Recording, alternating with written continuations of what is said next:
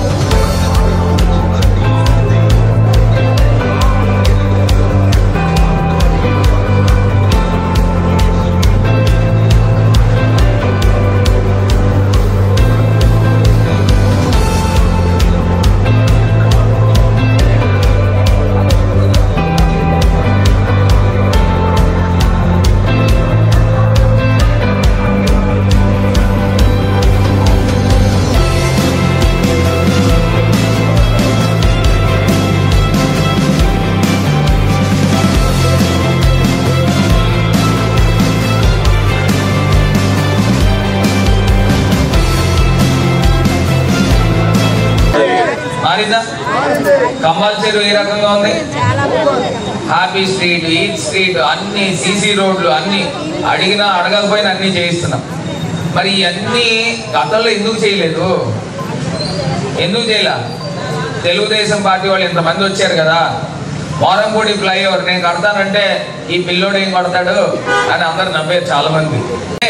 25,000 ఇస్తానని చెప్పాడు. ఎవరికైనా ఒక్కరికైనా ఇచ్చారా 25,000? మొన్న నేను ప్రతి ఇంటికి వెళ్తుంటే అన్న మా ఇంట్లో 2 అమ్మాయిలు పుట్టారు, 50,000 ఎప్పుడు ఇస్తారు? 50,000 ఏంటమ్మా అని అడిగారు. అంటే చంద్రబాబు నాయుడు గారు మహాలక్ష్మి అని పథకం పెట్టారు, 25,000 ఇస్తా అన్నారు అని అబద్ధం మాటలు చెప్పాడు. అది చంద్రబాబు నాయుడు గారు. జగనన్న వచ్చాడు, జగనన్న ముఖ్యమంత్రి అయిన తర్వాత అమ్మఒడి ఇస్తానని చెప్పాడు. ఇచ్చారా లేదా? చేయూత 18,000 ఇస్తానన్నారు. ఇచ్చారా లేదా? డ్వాక్రా మాఫీ అన్నారు, డ్వాక్రా మాఫీ చేశారా లేదా? పెన్షన్ 3,000 ఇంటికి ఇస్తా అన్నాడు, మరి ఇచ్చారా లేదా? అంటే జగనన్న అంటే నిజం, చంద్రబాబు నాయుడు అంటే అబద్ధం. మీరు అబద్ధపు మాటలు వింటారా, నిజపు మాటలు వింటారా? చెప్పండి అమ్మా. నిజం మాటలు వింటారు. ఇవాళ మళ్ళీ జగనన్న వస్తేనే మీ కుటుంబాల్లో వెలుగులు నిండుతాయి. చంద్రబాబు నాయుడు ఇంకా రాబోయే వారం రోజులు ఇంకా మాటలు చెప్తాడు. ఏమని చెప్తాడంటే, అమ్మ మీ ఇంటికి ప్రతి ఇంటికి 1 kg బంగారం ఇస్తాను, నాకు ఓట్లు వేయండి చెప్తాడు. లేదా ఇంటికి ఒక బెంచ్ కారు ఇస్తాను, నాకు ఓట్లు వేయండి అని చెప్తాడు. ఏదో రకంగా కుర్చీ ఎక్కేది. కుర్చీ ఎక్కిన తర్వాత మిమ్మల్ని అందరినీ ఏం చేస్తారు తెలుసమ్మా? కరివేపాకులా తీసి పక్కన పడతారు. అది మీరు ఎవ్వరు కూడా మర్చిపోవద్దు. మీరు ఓట్లు వేయడం కాదు, ప్రతి ఒక్కళ్ళు 10 మందితో ఓట్లు వేయించే బాధ్యత మీరందరూ కూడా తీసుకోవాలి. ఇలా మీటింగ్ పెట్టే చెప్పా, నేను ఒకవేళ కట్టకపోతే నాకు ఏదైతే ఆస్తి ఉందో ఆస్తి అంతా అమ్మైనా సరే ఆ ఫ్లైఓవర్ కడతానని చెప్పాను.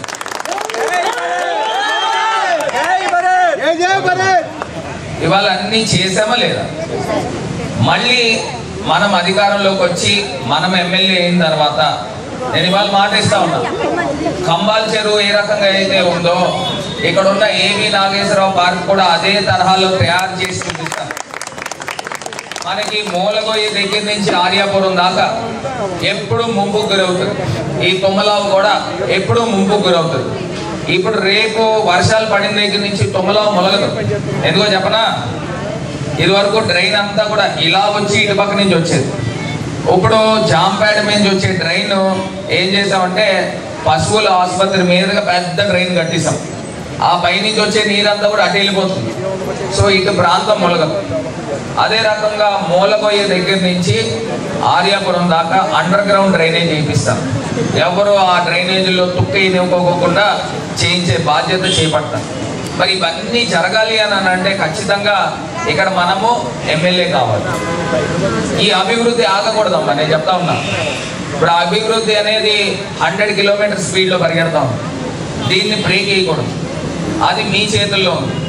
మీరందరూ కూడా దృష్టి పెట్టుకుని మళ్ళీ పథకాలు రావాలి అంటే జగనన్న రావాలి, అభివృద్ధి జరగాలి అని అంటే ఇక్కడ మళ్ళీ జగనన్న రావాలి. జగనన్న రావాలి అని అంటే మన గుర్తేంటమ్మా, సౌమ్యుడు, ఊపిరితిత్తుల డాక్టర్. కరోనా టైంలో కొన్ని వేల ప్రాణాలు కాపాడాడు. పేదోళ్ళ దగ్గర డబ్బులు తీసుకోడు, మంచి వ్యక్తి. అలాంటి డాక్టర్కి ఒక ఓటు ఎంపీగా వేయాలి. మరి రెండో ఓటు ఎవరు పోటీ చేస్తున్నారమ్మా? మనం పోటీ చేస్తున్నాం. నేను ఇవాళ చెప్తా ఉన్నా, ప్రతి ఇంటింటికి కూడా నేను పెద్ద కొడుకులా వ్యవహరించడానికి నేను సిద్ధం. మీ ఇంట్లో ఏమేమి సంక్షేమ పథకాలు రావట్లేదు, ఒకవేళ రైస్ కార్డులు రావట్లేదు, లేకపోతే పెన్షన్లు రావట్లేదు, లేదా ఇళ్ల స్థలాలు లేని వాళ్ళు పేదవాళ్ళు ఉన్నారు, వీళ్ళందరి బాధ్యత నేను తీసుకుంటా. వారం వారం రివ్యూ పెట్టేస్తాను. ఇప్పటిదాకా ఎంపీ 7 నియోజకవర్గాలు, ఢిల్లీ ఇవన్నీ ఉన్నాయి కాబట్టి ఓన్లీ అభివృద్ధి పైన దృష్టి పెట్టాను. రేపు ఏం చేస్తానంటే రోజు గుడ్ మార్నింగ్ పొద్దున్నే తిరుగుతూ ఉంటాను. 6 నుంచి 9 దాకా తిరుగుతాను, రచ్చబండ పెడతాను. వారం వారం అధికారులతో రివ్యూ పెడతాం. ఏమేమి సమస్యలు ఉన్నాయో వారం వారం క్లియర్ చేస్తాం. ఈ రకమైన కార్యక్రమాలు రాబోయే రోజుల్లో ఖచ్చితంగా చేపడతాం. మళ్ళీ ఈ ప్రాంతంలో మంచినీళ్ళు కుళాయికి మురుగునీరు కలిసిపోయి మరి నీళ్ళన్నీ కూడా స్మెల్ వచ్చే నీళ్ళు వచ్చినాయి. ఇప్పుడు మార్చాం, 65 లక్షలు పెట్టి కొత్త ట్యాపులు, కొత్త పైప్ లైన్లు పెట్టాము. ఈ తుమ్మలా ప్రాంతం అంతా కూడా మంచినీళ్ళు మంచిగా ఇస్తా ఉన్నాం. అయినప్పటికీ కూడా ఎక్కడెక్కడైతే ఇళ్లలో రావట్లేదో అవి కూడా దృష్టి పెడతాం. రేపు మనము అధికారంలోకి వచ్చిన తర్వాత 24 గంటల పాటు మంచినీళ్ళు కుళాయి హామీ ఇచ్చాను. అది ఖచ్చితంగా నిలబెట్టుకుంటాను. మీరు అర్ధరాత్రి 12ంటికి ట్యాప్ ఓపెన్ చేసినా మీకు మంచినీళ్ళు వచ్చే విధంగా ప్రతి ఇంటికి ఏర్పాటు చేస్తాం. కష్టమే, అదేమి ఈజీ ఏం కాదు. కాకపోతే గోదావరి పక్కన ఉంది కాబట్టి అది సాధ్యమవుతుంది. సో అది చేయించి పెట్టే బాధ్యత తీసుకుంటాను. మరి మీరు అందరూ కూడా మర్చిపోకుండా 2 ఓట్లు ఫ్యాన్ గుర్తుకు ఓటేసి అఖండ మెజారిటీతో గెలిపించడం మాట. దాంతోపాటు ప్రతి ఒక్కళ్ళు 10 మందిని ప్రభావితం చేసి తెలుగుదేశం పార్టీకి ఓటు ఎందుకు వేయాలి? ఒకటే ప్రశ్న. నేను రెండో ప్రశ్న కూడా అడగను. ఎందుకు వేయాలి తెలుగుదేశం పార్టీ? ఏం చేశారని వేయాలమ్మా? వాళ్ళు 15 సంవత్సరాలు మేయర్లు చేశారు. ఏం పని చేశారమ్మా? ఇప్పుడు ఎమ్మెల్యే గారి కుటుంబం ఉంది, 16 సంవత్సరాలు పదవుల్లో ఉన్నారు. మేయరు, ఎమ్మెల్సీ, ఎమ్మెల్యే 16 సంవత్సరాలు ఏం పని చేశారమ్మా ఊరికి? అన్నీ వాళ్ళు సొంత లాభాలు, సొంత వ్యాపారాలు, చిట్లు వ్యాపారాలు చేసుకోవడానికి వాళ్ళకి పదవులు. ఇవాళ నాకు 3 ఏళ్ళు కరోనాతో ఇవాళ ఎక్కడా చేయలేనంత సేవ మనం చేసాం. కిట్లు ఇచ్చి ప్రతి ఇంటింటికి కూడా నేను బస్సులు పెట్టించి హాస్పిటల్కి తిప్పి ఎన్ని కార్యక్రమాలు చేయాలి అన్నీ చేశాం. అప్పుడు ఎమ్మెల్యే గారు ఎక్కడికి వెళ్ళిపోయారండి? అసలు ఏమన్నా పనిచేశానా? ఎంపీగా నేను పనిచేశాను. 2 సంవత్సరాల్లో ఊరిని మార్చేశాం. మరి ఇలాగ జరగాలి అని అంటే ఖచ్చితంగా మనం వస్తేనే జరుగుతుంది. తెలుగుదేశం వస్తే ఏం చేయరమ్మా, వాళ్ళు డబ్బులు సంపాదించుకోవడం తప్పితే ఇంకోటి ఏం లేదు. మీరు అందరూ కూడా దృష్టి పెట్టుకుని ఫ్యాన్ గుర్తు ఓటేయండి. రెండోది, ప్రతి జెండా కూడా మీకు ఉన్న ప్రతి జెండా కూడా ఇంటి మేడ పైన కట్టండి. ప్రతి జెండా కూడా ఇంటి మేడ పైన కట్టండి. మరి స్వామి చాలా మంచి వ్యక్తి, సౌమ్యుడు, మీకు అందరికీ కూడా ఉపయోగపడతాడు. రేపన్న రోజున ఏ కార్యక్రమం కావాలన్నా, ఏది కావాలన్నా స్వామి మంచివాడు కాబట్టి చేస్తాడు. స్వామి చేయకపోతే నాకు చెప్పండి, నేను అన్ని దగ్గరుండి చేయిస్తాను. మీకు అన్నీ కూడా బాధ్యత తీసుకుంటానని మాట ఇస్తా ఉన్నాను.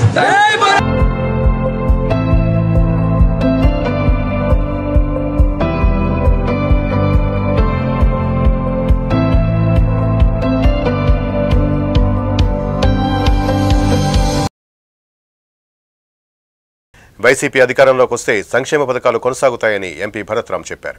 ఎంపీ సిటీ వైసీపీ ఎమ్మెల్యే అభ్యర్థి మార్కాని భరత్రాం ప్రజల కష్ట సుఖాలు అడిగి తెలుసుకున్నారు. ప్రభుత్వ సంక్షేమ పథకాలు సక్రమంగా అందుతున్నాయా అని అడిగి లబ్ధిదారుల నుంచి సంతృప్తికరమైన సమాధానం రావడంతో ఇదే విధంగా సంక్షేమ పథకాలు కొనసాగాలంటే మళ్లీ ముఖ్యమంత్రిగా జగన్మోహన్ రెడ్డిని గెలిపించాలని కోరారు. జగనన్న అధికారంలోకి వస్తేనే సంక్షేమ పథకాలు సక్రమంగా అందుతాయని మరే పార్టీ వచ్చినా ఈ సంక్షేమ పథకాలేవీ కొనసాగువు అన్నారు. గతంలో టీడీపీ చంద్రబాబు పాలన చూశారు, ఇప్పుడు జగనన్న సంక్షేమ పాలన చూశారు. ఈ ఇద్దరి పాలనలో ఎవరి పాలన బాగుందని ప్రశ్నించారు. అందుకు జగనన్న పాలనే బాగుందని, సంక్షేమ పథకాలతో మాలాంటి పేదల జీవితాల్లో వెలుగులు నింపారని, ఎప్పటికీ మా నాయకుడు జగనన్నకే అని ప్రజలు ఎంపీ భరత్కు హామీ ఇచ్చారు. ఈ సందర్భంగా ఎంపీ మాట్లాడుతూ దేశానికి స్వాతంత్ర్యం వచ్చిన తర్వాత పేదల సంక్షేమం ఉన్నతి కోసం చిత్తశుద్ధితో కృషి చేసింది జగనన్న మాత్రమేనని అన్నారు. దేశంలో ఎక్కడా ఇన్ని సంక్షేమ పథకాలు ఏ ప్రభుత్వం అందివ్వలేదని అన్నారు. జగనన్న నాయకత్వంలోని వైసీపీ ప్రభుత్వం దేశంలోని అన్ని రాష్ట్రాలకు రోల్ మోడల్గా నిలిచిందన్నారు. జగనన్న పాలనను ఆదర్శంగా తీసుకుని మిగిలిన రాష్ట్రాల్లో కూడా సంక్షేమ పథకాలు కొనసాగించేందుకు కసరత్తు చేస్తున్నాయంటే ఏ విధంగా ప్రభావితం అయ్యాయో వేరేగా చెప్పాల్సిన అవసరం లేదన్నారు. గడిచిన 5 సంవత్సరాలలో ముఖ్యమంత్రి జగన్మోహన్ రెడ్డి అభివృద్ధి, సంక్షేమం 2 కళ్లుగా రాష్ట్రానికి సేవలు అందించారని చెప్పారు.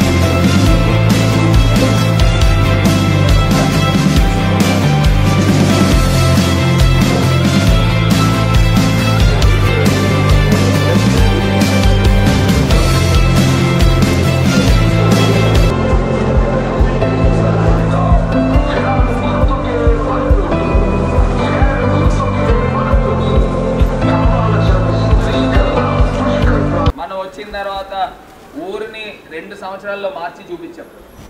ఇవన్నీ ఈ అభివృద్ధి స్పీడ్ పరిగెట్టాలి అని అంటే ఖచ్చితంగా మనము ఇక్కడ స్థానికంగా ఎమ్మెల్యే కావాలి.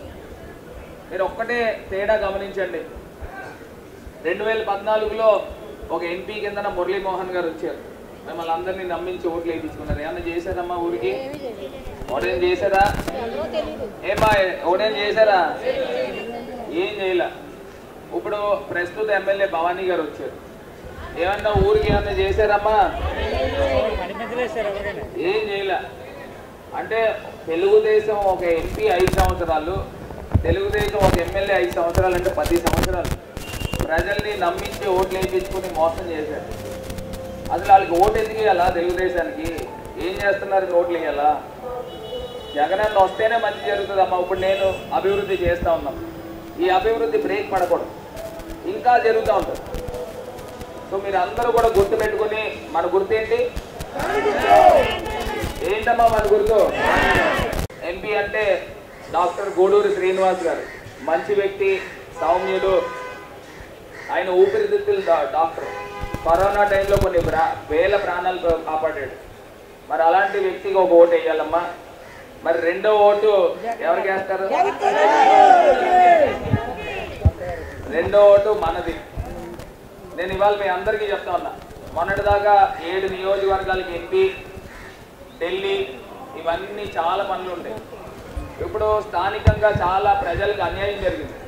ఎందుకంటే ఇళ్ల పట్టాలు ఇవ్వలే. మొన్న మనం కొట్లాడి తెచ్చాం. ఇవన్నీ మీకు అందరికీ ఇళ్ల పట్టాలు, ఇల్లులు కట్టించాలి అని అంటే ఖచ్చితంగా మనం ఇక్కడ ఎమ్మెల్యే రావాలి. కోర్టు కేసులు వేసి ఇవ్వలేకపోయాం. ఇప్పుడు ముఖ్యమంత్రి గారు ఏం ఆలోచన చేశారంటే, ఇక్కడ రాజమండ్రిలో ప్రజలకు అన్యాయం జరుగుతోంది, నువ్వు ఎమ్మెల్యే కింద ఇల్లు అని నన్ను ఇక్కడ పెట్టాను.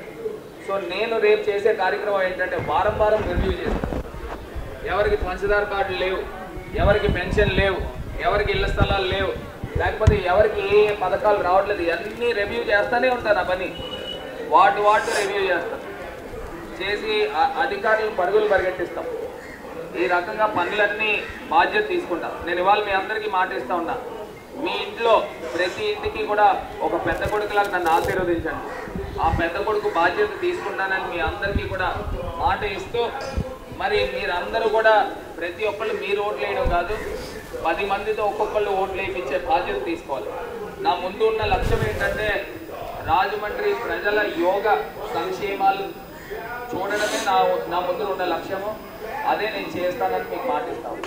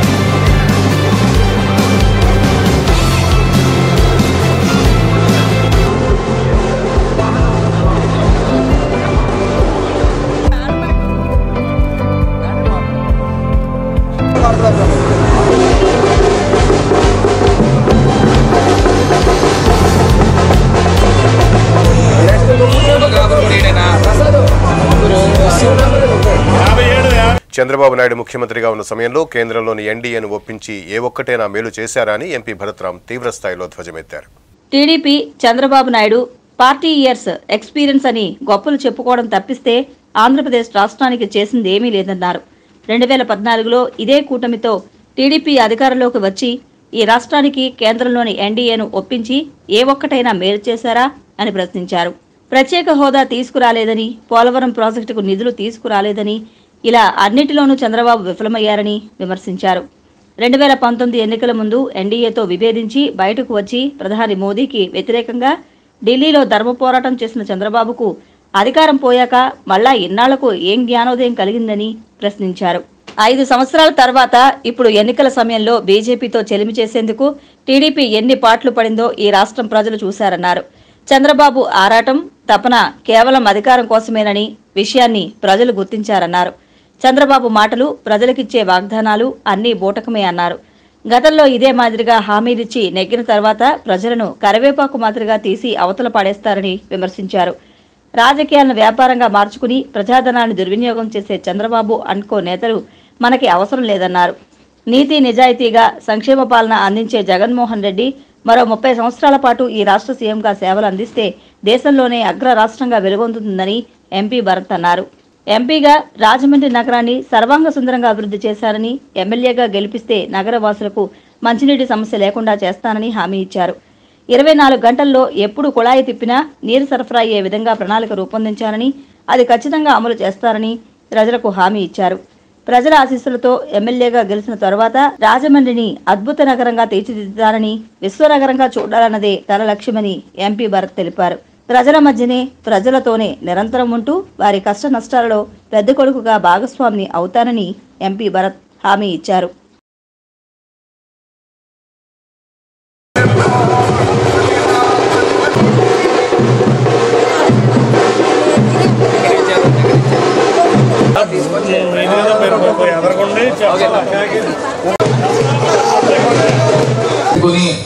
సో ఇవాళ మీరందరూ కూడా ఫ్యాన్ గుర్తుకి ఓట్లు వేయాలి. ఇది కాకుండా ఇంకొక అంశం చెప్పేది ఏంటంటే, ఇవాళ రాజమండ్రిలో అభివృద్ధి జరుగుతుందా లేదా? కమ్మాల చెరువు అన్ని చూసారా లేదు? ఏ రకంగా చేస్తాం? మోరంపూడి ఫ్లైఓవర్ 30 సంవత్సరాల నుంచి వేల యాక్సిడెంట్లు, 100 మంది చనిపోయారు. కానీ దాన్ని ఎవరు కూడా పట్టించుకోలేదు. నేను చేస్తానని అంటే చాలా మంది నవ్వారు, ఈ పిల్లోడు ఏం చేస్తాడని. నేను చెప్పాను, ఇలా మీటింగ్ పెట్టి నేను ఒకవేళ అది చేయకపోతే నాకున్న ఆస్తి అమ్మేసైనా నేను ఆ ఫ్లైఓవర్ కడతానన్నాను. మరి ఇవాళ ఆ ఫ్లైఓవర్ జరుగుతుంది, అయిపోయింది, ఆల్మోస్ట్ కంప్లీట్ అయిపోయింది. ఈయన మాట ఇచ్చాడు 2023 కల్లా కడతానని, ఇది 2024 వచ్చింది, ఇంకా అవ్వలేదు అన్ని అబద్ధపు హామీలు అని చెప్తా ఉన్నాడు. ఎంత దారుణమా!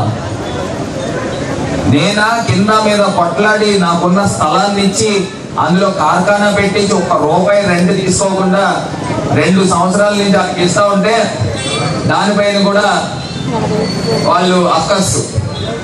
ఇవాళ ఈ అభివృద్ధి ఆగకూడదమ్మా, ఈ అభివృద్ధి ఆగకూడదు. ప్రతి ఇంటికి కూడా నేను మాట ఇస్తా ఉన్నా, మీ ఇంటికి రేషన్ కార్డు లేకపోతే రేషన్ కార్డు ఇచ్చే బాధ్యత నేను తీసుకుంటా. మీ ఇంటికి మీకు సొంత ఇల్లు లేకపోతే ప్రతి పేదవాడికి కూడా సొంత ఇల్లు కలిసి ఇచ్చే బాధ్యత నేను తీసుకుంటా. ఇది కాకుండా పెన్షన్ రాలేని వాళ్ళకి పెన్షన్ ఇప్పించే బాధ్యత తీసుకుంటా. ఇప్పటిదాకా ఎంపీ 7 నియోజకవర్గాలు, ఢిల్లీ, ఇంకా చాలా కార్యక్రమాలు ఉన్నాయి.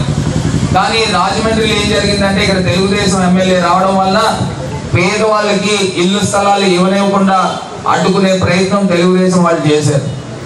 దాన్ని సవరించమని చెప్పి ముఖ్యమంత్రి గారు నన్ను ఇక్కడ ఎమ్మెల్యేకి నన్ను పంపిస్తా ఉన్నారు.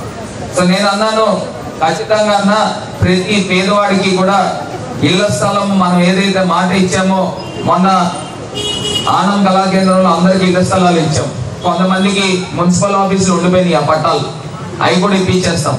మనం వచ్చిన తర్వాత 2 ఏళ్లలో మీ అందరికీ కూడా ఇల్లులు కట్టించే బాధ్యత కూడా పూర్తి స్థాయిగా తీసుకుంటాం. ఇది మనం వస్తేనే జరుగుతుంది. తెలుగుదేశం వాళ్ళు వస్తే జగనన్న ఇచ్చిన ఇళ్ల స్థలాలు ఆయన ఇస్తే మరి మీరందరూ కూడా జగనన్నకు రుణపడి ఉంటారు. అది వాళ్ళకి ఇష్టం ఉండదు, అందు గురించి అడ్డుకునే ప్రయత్నం చేస్తానే ఉంటారు. ఇప్పుడు ఒకవేళ వాళ్ళు వచ్చారనుకో ఆ ఇళ్ల స్థలాలు క్యాన్సిల్ చేస్తారు మనం ఇచ్చినవి.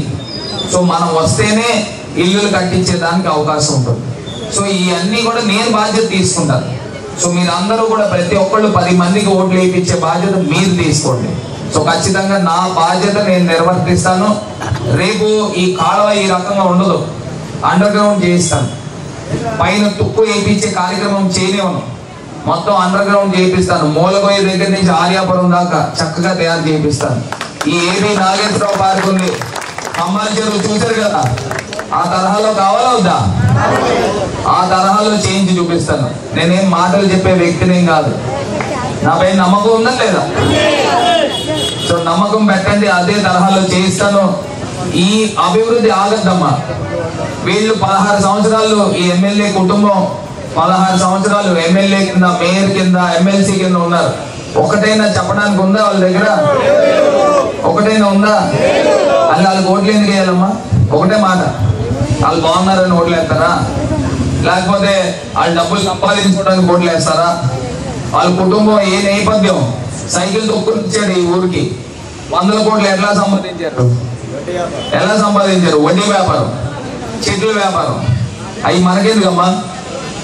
నా మీద ఏమన్నా చిన్న మరకుందా? ఊరంతా మంచి చేస్తున్నానా లేదా? సో మంచి వాళ్ళని ఎన్నుకుంటే ఊరు బాగుపడుతుంది.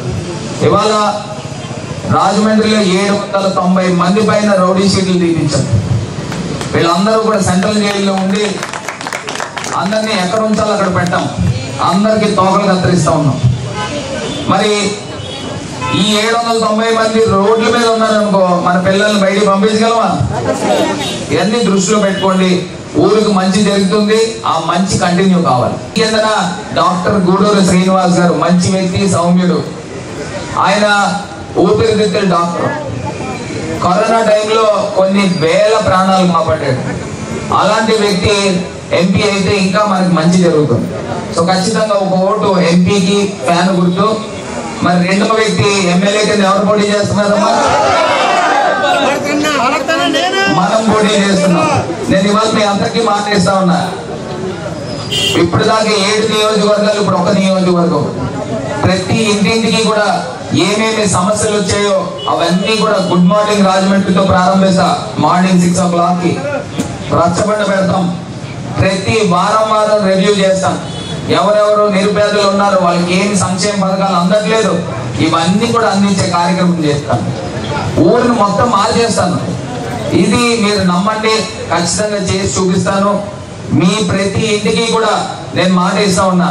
మీ ఇంట్లో పెద్ద కొడుకు బాధ్యత నేనే తీసుకుంటానని మీ అందరికీ కూడా మాట ఇస్తా ఉన్నా. సో మీరు అందరూ కూడా ప్రతి ఒక్కళ్ళు కూడా దృష్టిలో పెట్టుకోండి. మన వైఎస్ఆర్ కాంగ్రెస్ పార్టీ గుర్తు ఫ్యాన్. అది అందరి ఇళ్ళకి చేరవేసే బాధ్యత మీరు తీసుకోవాల్సిందిగా కోరి ప్రార్థిస్తూ మనం ముందరికి వెళ్దాం.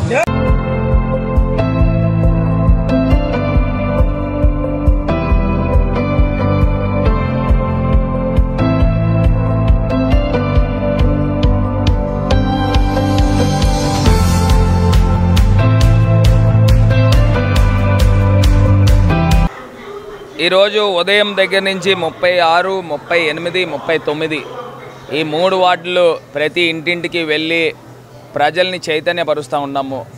వాళ్ళకి గుర్తుకు చేస్తూ ఉన్నాము. గడిచిన 5 సంవత్సరాల్లో ఏ రకంగా సంక్షేమ పథకాలు ప్రజలకి జగనన్న అందించారు. పాత గవర్నమెంట్లో చంద్రబాబు నాయుడు గారు ప్రజల్ని నమ్మించి ఏ రకంగా మోసం చేశారు. ఈ రెండు కూడా వివరించి ప్రజలందరికీ కూడా చెప్తా ఉంటే వారు కూడా చెప్తా ఉన్నారు తిరిగి, మాకు చంద్రబాబు నాయుడు గారి టైంలో మాకు ఏం రాలేదు, జగనన్న ఇంటికి తీసుకొచ్చి ఇస్తూ ఉన్నారు, జగనన్న పథకాలు ఇస్తూ ఉంటే మా బ్యాంక్ ఖాతాల్లో డబ్బులు పడతా ఉన్నాయని మరి చెప్తా ఉన్నారు. మాకు జగనన్నే రావాలి, జగనన్న వస్తేనే పథకాలు వస్తాయి. అదే తరహాలో అభివృద్ధి కూడా చూస్తే గడిచిన 5 సంవత్సరాలు ఏ రకంగా జరిగింది, ఇప్పుడు ప్రస్తుతము మనం వచ్చిన తర్వాత ఏ రకంగా తయారు చేసాం. రాజమండ్రికి ఒక సిటీ వైబ్ తీసుకుని వచ్చాం. నేను ఇవాళ ప్రతి ప్రజలకి, నిరుద్యోగులకి అందరికీ మాట ఇస్తూ ఉన్నా. రేపు రాబోయే మన గవర్నమెంట్ వచ్చిన వెంటనే ఎవరైతే నిరుద్యోగులు ఉన్నారో వాళ్ళందరికీ కూడా ఉద్యోగ కల్పనే నా తాలూకా ప్రథమ లక్ష్యమని కూడా ఈ సందర్భంగా తెలియపరుస్తూ, మరి ప్రతి పేదవాడిని కూడా హక్కుని చేర్చుకొని వాళ్ళకి సంక్షేమ పథకాలు ఇప్పిస్తాము.